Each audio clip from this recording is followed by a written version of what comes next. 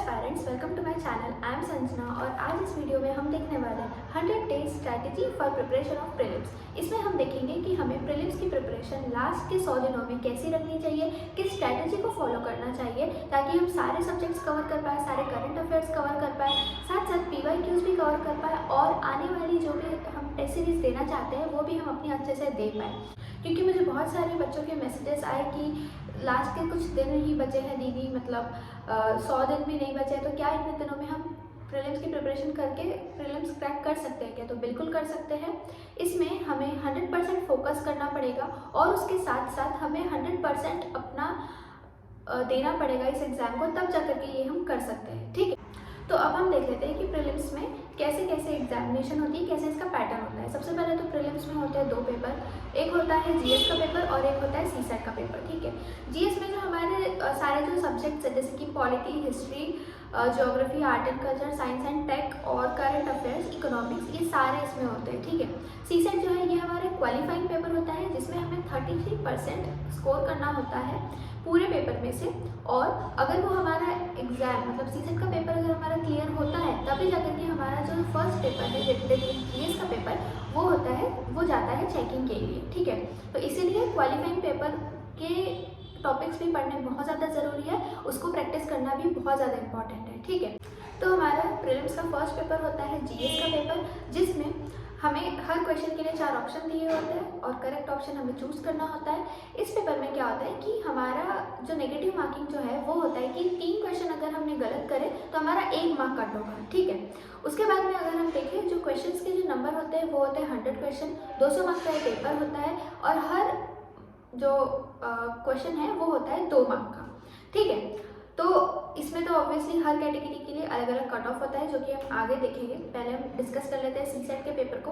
अब हम देख लेते हैं कि CSAT के पेपर में एक्चुअली होता क्या है। ठीक है, इसमें थोड़े पैराग्राफ्स दिए होते हैं। ये तो इंग्लिश मीडियम, हिंदी मीडियम वाले बच्चों पर डिपेंड करता है। अगर उनका इंग्लिश का पेपर है तो पैसेज इंग्लिश में रहेंगे, हिंदी मीडियम वाले तो उनका हिंदी में पैसेज रहेगा। ठीक है, पैसेज पढ़ के हमें क्वेश्चन देख करके आंसर टिक करना होता है। दूसरा एक होता है रीजनिंग, जिसमें थोड़ा हमें दिमाग लगाना होता है, मैथमेटिकल होता है ये पोर्शन थोड़ा सा। और तीसरा होता है लॉजिकल रीजनिंग। ठीक है, लॉजिकल रीजनिंग में क्या होता है कि कुछ ऐसे डायग्राम्स दिए होते हैं, उसको हमें अच्छे से पढ़ना होता है, एनालाइज करना होता है और फिर हमें आंसर टिक करना होता है। ठीक है, तो जैसे कि मैंने कहा कि ये पेपर एक क्वालिफाइंग पेपर है। ठीक है, इसमें हमें स्कोर करना है 33%, उससे ज़्यादा हमें नहीं करने हैं। तो 33% अगर हम इसे स्कोर करना चाहते हैं तो हमें करेक्ट क्वेश्चन करने पड़ेंगे 27 क्वेश्चन। ठीक है, अगर हमने 27 क्वेश्चन करेक्ट मार्क कर दिए तो हमारे 33% बन जाते हैं। इसीलिए इसमें ज़्यादा दिमाग लगाने की ज़रूरत नहीं है। कुछ बच्चों का होता है कि वो पैराग्राफ सॉल्व करने में ज़्यादा अच्छे होते हैं, कुछ बच्चे होते हैं जिनका मैथमेटिक्स एक स्ट्रॉन्ग मतलब एक स्ट्रॉन्ग पिलर होता है। ठीक है, तो जिन बच्चों को जो जम रहा है वो करें। अगर जिनको मैथमेटिक्स नहीं जम रहा है तो ये लास्ट के कुछ दिन है, ज़्यादा अपना दिमाग मत लगाए उसमें। पैराग्राफ्स अच्छे से आ रहे हैं उसे अच्छे से करें, 27 क्वेश्चन अच्छे से बना कर आए। एक मोटा मोटा हम हिसाब रखेंगे कि आप 30 क्वेश्चन बना करके आए, जिसमें से हो सकता है 1-2 क्वेश्चन सही गलत हो सकते हैं, पर 30 क्वेश्चन हमें सही बना कर आने हैं। ठीक है, कभी कभी हमारा अंदाज़ा गलत हो जाता है कि ये क्वेश्चन हमारा सही है पर वो कभी गलत निकल जाता है। ठीक है, इसलिए हमें 30 क्वेश्चन तो सही करके आने हैं। उसके बाद में हमें ज़्यादा इसमें अपना एनर्जी देने की ज़रूरत नहीं है इस पेपर में। ठीक है, क्वालिफाइंग पेपर है, ये हमेशा याद रखना। अब ये पेपर अगर हमारा क्लियर होता है, अगर हम इसमें क्वालिफाई कर जाते हैं 33%, तब जाकर के हमारा जो GS का फर्स्ट पेपर है, प्रीलिम्स का फर्स्ट पेपर, वो जाता है चेकिंग के लिए। ठीक है, और इसमें तो ऑब्वियसली कट ऑफ सब कैटेगरी के हिसाब से हर साल अलग अलग होते हैं। जैसे कि मैंने पहले ही बताया कि ये 200 मार्क का पेपर है। अब ये आप पर डिपेंड करता है कि आपको कितने क्वेश्चन आते हैं और आप कितने सॉल्व करके आते हैं। ठीक है, लेकिन एक कट ऑफ हमेशा दिमाग में रखना पेपर सॉल्व करते टाइम पे कि इतना कट ऑफ हो सकता है तो मुझे इतने क्वेश्चन सॉल्व करने हैं, और अगर इतने मेरे गलत हो भी गए तो भी मैं एक सेफ साइड में हूँ। ठीक है, तो एक हम डिस्कस कर लेते हैं कि सारे कैटेगरी का कितना कट ऑफ पिछले साल रहा है और हम थोड़ा देख लेते हैं कि इस साल कितना रह सकता है। ठीक है, सबसे पहले तो जनरल कैटेगरी का जो कट ऑफ था पिछले साल वो था 85 से 95 के बीच में। ठीक है, तो इस साल हम पकड़ लेते हैं कि वो कट ऑफ 100 होगा। अब मैं बताती हूँ कि मैंने ये कट ऑफ को ज़्यादा क्यों रखा, ये पहले हम डिस्कस करते हैं, उसके बाद में मैं बताती हूँ। ठीक है, EWS का जो कैटेगरी के बच्चे हैं उनका होगा 80 से 84 के बीच में, इस साल जाएगा 90 तक के। ये एक अंदाज़ा है, ठीक है। ओबीसी का है था पिछली बार 85 से 90 तक के, हो सकता है इस बार 95 तक जाए। फिर अदर कैटेगरी जितनी भी आती है उनका 72 से 76 तक के था, तो हो सकता है इस बार 80 तक के चला जाए। अब मैं ये 2-4 मार्क्स हमेशा बढ़ा करके क्यों बोल रही हूँ, ठीक है, पिछले साल से इस साल के कंपेरिजन में, क्योंकि ये तो पिछले साल 2024 में जो यूपीएससी के जो सीट्स थी वो थी 159, ठीक है, और इस बार जो सीट्स है वो है 979, ठीक है। तो यहाँ पे 77 जो सीट्स है वो कम हो गई है। सीट्स कम होने की वजह से यहाँ पर मुझे लग रहा है कि इस बार कट ऑफ में बदलाव आने वाला है, और जो कि कट ऑफ बढ़ने वाला है, ठीक है, क्योंकि कॉम्पिटिशन ऑब्वियसली बढ़ जाएगा। पर इस बार हमारे पास में एक बहुत एज है, अगर सीट्स कम हो गई है और अगर कट ऑफ बढ़ने वाला है तो हो सकता है कि इस बार पेपर इजी आए, ठीक है, क्योंकि ये बहुत बार देखा गया है कि जब भी कट ऑफ बढ़ता है और सीट्स कम हो जाती है लास्ट 10 ईयर्स में, तो क्या होता है कि पेपर जो है वो थोड़ा सा इजी निकालते हैं। इजी क्यों निकालते हैं? ताकि सबके लिए वो पेपर इजी रहे, सब क्वेश्चन सॉल्व कर पाए, पर कट ऑफ वो बढ़ा दें, ठीक है। ये एक स्ट्रैटेजी है यूपीएससी की, जो कि मैंने 10 ईयर्स में अभी ये स्टडी करी है। फिर उसके बाद में हम देख लेते हैं कि सब्जेक्ट्स के बारे में, ठीक है। अब हमें जीएस में क्या क्या पढ़ना है? Polity, geography, history, art and culture, environment and ecology, science and tech, economics and current affairs, इन सब के बारे में हमें देखना है। तो मैं इसको अच्छे से एक्सप्लेन करूँगी आगे कि कौन से सब्जेक्ट के साथ में कौन सा सब्जेक्ट को कंबाइन करें और उसको साथ में पढ़ें, ताकि आपको आगे बहुत ज़्यादा हेल्प हो और आपकी प्रिपरेशन जो है वो स्मूथली चलते रहे, ठीक है। सीसेट में जैसे कि पैसेज पढ़ना है, मैथ्स थोड़ा सा पढ़ना है, और लॉजिकल क्वेश्चन, लॉजिकल रीजनिंग, इसके भी 5-10 पेपर सॉल्व कर लेना, तो ये क्वालिफाई करने में बहुत ज़्यादा हेल्प होगी, ठीक है। अब हम नेक्स्ट देख लेते हैं 100 दिन बचे हैं हमारे, तो हम इसे कैसे डिवाइड करेंगे, ठीक है। 100 दिन है तो एक काम करो, पहले के जो 60 डेज है वो अपना प्रॉपर एकदम ध्यान से कंसिस्टेंटली डेली 6 से 8 घंटा पढ़ के सारा कुछ सिलेबस कवर करो, ठीक है। जो भी स्टैटिक पोर्शन है, साथ में थोड़ा 1-2 घंटा डेली करंट अफेयर्स पढ़ लिए, ऐसे करके 60 दिन पूरी अच्छे से पढ़ाई करो। और इसमें इन 60 दिनों में सिर्फ तुमको क्या करना है कि PYQs को देखने हैं, सॉल्व नहीं करने हैं, ठीक है। सिर्फ उठा के लास्ट ईयर के पेपर निकालना है और क्वेश्चंस को एनालाइज करना है, देखना है, पढ़ना है, सॉल्व नहीं करना है, मैं अभी भी बोल रही हूँ, ठीक है। आगे के जो 20 दिन रहेंगे, 60 दिन के बाद के जो 20 दिन रहेंगे, ठीक है, इन 20 दिन में क्या करना है तुमको? पहली रिविजन स्टार्ट करनी है। सबसे पहली बात, डबल से एक बार सिलेबस को पूरा रिवाइज करना है, उसके साथ साथ में PYQ सॉल्व करना स्टार्ट करना है, ठीक है। और बचे हुए 2 दिन में भी वही, 20 दिन में भी वही करना है। सेकेंड रिविजन स्टार्ट करनी है पूरा सिलेबस कंप्लीट करके, और फिर उसके बाद में फिर से कोचिंग्स के पेपर ला लो, या खुद किसी वेंडर के पास में जाकर के कुछ पेपर मंगा लो और उससे कर लो। लेकिन प्रीलिम्स के लिए पेपर सॉल्व करना बहुत ज़्यादा इंपॉर्टेंट है, ठीक है। तो ये जो पूरे 40 दिन रहेंगे लास्ट के हमारे, ठीक है, वो फुल्ली डेडिकेटेड रहेंगे, एक तो रिवीजन और उसके साथ में हम क्वेश्चन पेपर सॉल्व करेंगे, और उसको अपने क्वेश्चन पेपर को ही जो हमने आंसर टिक करे हैं चेक होने के आने के बाद में उसको हम खुद ही एनालाइज करेंगे, और खुद हम देखेंगे कि हमारे कहाँ आंसर गलत हुआ है। जो भी हमारा गलत हुआ है उसे हम नोट कर लेंगे, ठीक है। एक रजिस्टर बनाओ, उसमें सब कुछ अपनी गलतियाँ नोट करो, ताकि वो गलतियाँ तुम प्रीलिम्स में दोबारा रिपीट ना करो, ठीक है। ये हो गया लास्ट के 40 डेज। अब हम एक डे को 4 स्लॉट में डिवाइड कर लेते हैं, जैसे मॉर्निंग, आफ्टरनून, इवनिंग और नाइट, ठीक है। जैसे ये 4 टाइम है जिसमें हम पढ़ाई करते हैं। तो कुछ बच्चे होते हैं जिनका कंसंट्रेशन सुबह ज़्यादा होता है और दोपहर के टाइम पे कम होता है, ठीक है। तो जब तुम्हारा कंसंट्रेशन 100% है तो तुम्हें कौन सा सब्जेक्ट लेकर बैठना है जिसमें तुम 100% कंसंट्रेशन दे सको अपना, ठीक है। जैसे कि मेरा जो कंसंट्रेशन है वो सुबह के टाइम पे इतना नहीं होता है, दोपहर के टाइम पे मैं फुल्ली चार्ज होती हूँ, ठीक है।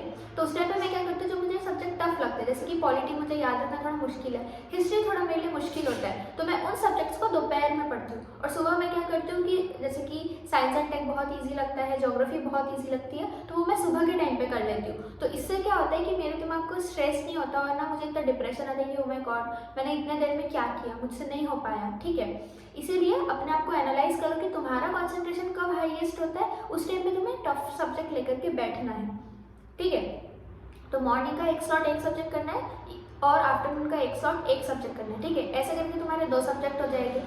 अब उसके बाद में क्या करना है, लंच के बाद जो तुम्हारा टाइम होता है उसमें तुम लेकर के बैठ जाओ करंट अफेयर्स, ठीक है। क्योंकि लंच के बाद बहुत बच्चों के साथ में होता है कि थोड़ा आलस आ जाता है, तो उस टाइम पे तुमको सब्जेक्ट लेकर नहीं बैठना है जो तुमको बोर करें, तुमको लेकर के बैठना है करंट अफेयर्स, ठीक है। न्यूज़ पढ़ो, इधर उधर के बारे में समझो, तो थोड़ा इंटरेस्ट जगा रहेगा। और अगर करंट अफेयर्स को अकेले नहीं पढ़ पा रहे हो तो हो सकता है कि तुम्हारे पास में एक अच्छा ग्रुप हो फ्रेंड्स का, तो उनके साथ में बैठ करके थोड़ा डिस्कस कर लो तो बहुत अच्छे से न्यूज़ याद रहेगी, ठीक है। और करंट अफेयर्स को शाम को पढ़ने का एक और बहुत ज़्यादा बेनिफिट है जो कि मैं बता दूं।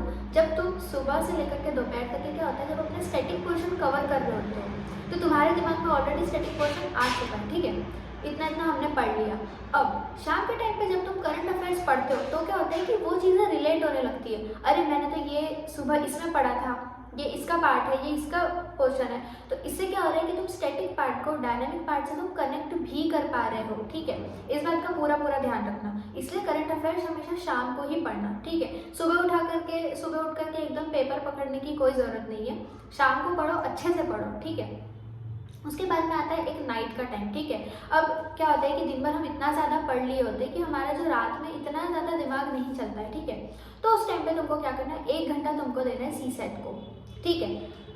पैराग्राफ सॉल्व करो, मैथ्स थोड़ा बहुत सॉल्व करो और लॉजिकल रीजनिंग तो ईजी होती है वो करो, ठीक है। 1 घंटा अपने आप को रिलैक्स करो माइंड को शाम को, ठीक है। और जब ये रिलैक्स हो जाए, डिनर वगैरह जब सब कुछ कंप्लीट हो जाए, उसके बाद का जो टाइम है बेड से जाने के पहले, तब एक क्या करो, PYQs कोई भी एक ईयर का पहले तो पकड़ लो, लास्ट 5 ईयर में कोई भी PYQs निकालो, PYQs को रीड करो, ठीक है।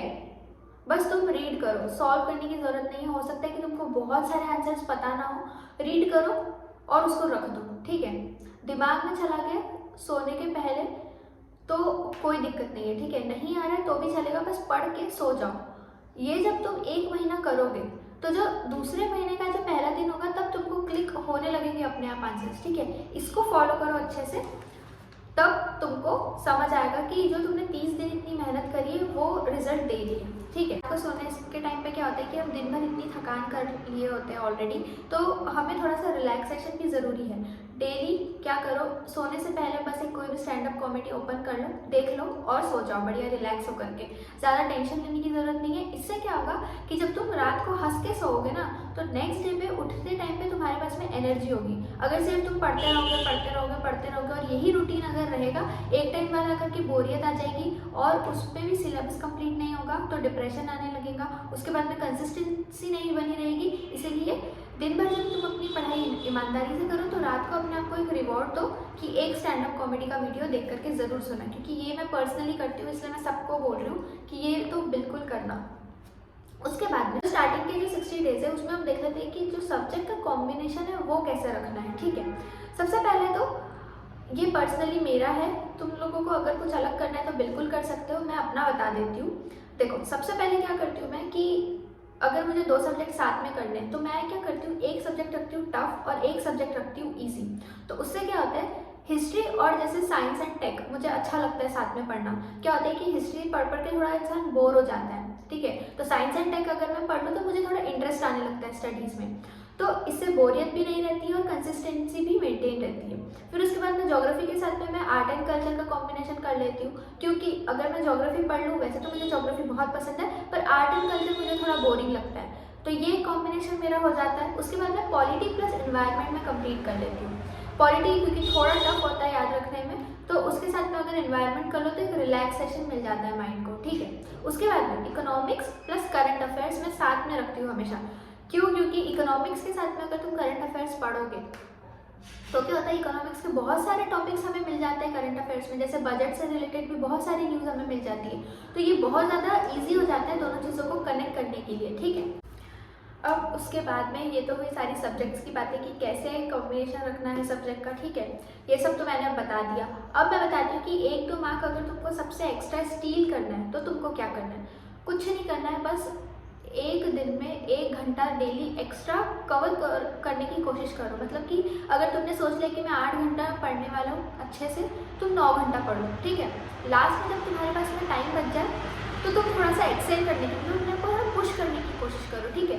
अगर तुम डेली अगर 1 घंटा कवर कर रहे हो, एग्जाम में पक्के से 2 से 3 मार्क तो एक्स्ट्रा मिलने वाले हैं, जो कि अगर कट ऑफ अगर कभी ऊपर नीचे हो भी गया तो तुम उसको पार कर जाओगे, ठीक है। और अगर एक बार कट ऑफ क्लियर हो गया और जब मेंस लिखने की जो खुशी होती है वो तो अनबीटेबल होती है, मतलब उससे अच्छी चीज़ तो कोई हो ही नहीं सकती दुनिया में, ऐसा लगता है। मतलब हमारे साल की मेहनत अब हमको करने मिल रहा है, ऐसा हमें लगता है, ठीक है। उसके बाद में एक और एक मेरी छोटी सी एडवाइस है कि अब ये जो 100 डेज़ बचे हैं इसमें बिल्कुल भी पार्टीज़ में मत जाओ, किसी से मत मिलो ज़्यादा रिलेटिव्स के यहाँ शादियों में जाने की ज़रूरत नहीं है, ना शादी का खाना खाने की ज़रूरत है। घर पे रहो, घर का खाना खाओ। जो भी बच्चे बाहर रह करके पढ़ रहे हैं ज़्यादा मत खाओ बाहर का, बहुत ज़्यादा वायरसेस फैल रहे हैं। अगर तुम्हारी एग्ज़ाम के पहले तबीयत ख़राब हो गई, सब कुछ ख़राब हो जाएगा, 1 साल की मेहनत सब कुछ। इसीलिए खुद मतलब अगर घर पे रहते हो तो घर का बना खाओ, पीजी में रह रहे हो पीजी का खाओ, फ्लैट करके रह रहे हो खुद का बना के खाओ, लेकिन खाने पे बहुत ज़्यादा ध्यान दो और उसके साथ साथ बाहर जाना बंद कर दो। और जो मैंने एक चीज़ बोली कि रोज़ अपना जो टाइम टेबल है जो हम दूसरे दिन करने वाले हैं वो एक दिन रात को करके सो, तो ये पर्सनली मैं सृष्टि देशमुख मैम की बहुत ज़्यादा बड़ी फ़ैन हूँ। उन्होंने ये अपने इंटरव्यूज़ में बोला है कि मैं अपना दिन एक दिन पहले ही पूरा डिसाइड करके सो जाती थी, तो उससे उनको दूसरे दिन क्या करना है ये सोचने की ज़रूरत नहीं पड़ती थी। वो सिर्फ वो टाइम टेबल खोलती थी और अपना देख लेती थी कि मुझे क्या क्या कवर करना है और उस हिसाब से ही वो फॉलो करती थी। तो इसलिए मैं बोल रही हूँ कि एक रात पहले अपनी चीज़ें एक डायरी में लिखना शुरू करो। हवा में नहीं रखना है कि सोचना नहीं है, लिख के रखो। इतने से मुझे कल ये पढ़ना है, यहाँ से यहाँ तक कवर करना है, सब कुछ लिख करके रखो, ठीक है। और अगर कोई भी हेल्प चाहिए होगी तो please comment down and let me know, I will help you. And और अगर तुमको प्रीलिम्स के पेपर वगैरह भी अगर चाहिए होंगे तो प्लीज़ कमेंट डाउन करो, या फिर मेरा टेलीग्राम का चैनल है उसे ज्वाइन करो और वहाँ से मुझे बताने की कोशिश करो। जो भी तुम्हें रिसोर्सेज चाहिए सब कुछ बताओ, I am there to help you, but please prelims clear करो, ठीक है। And please like share and subscribe to my channel. Thank you so much.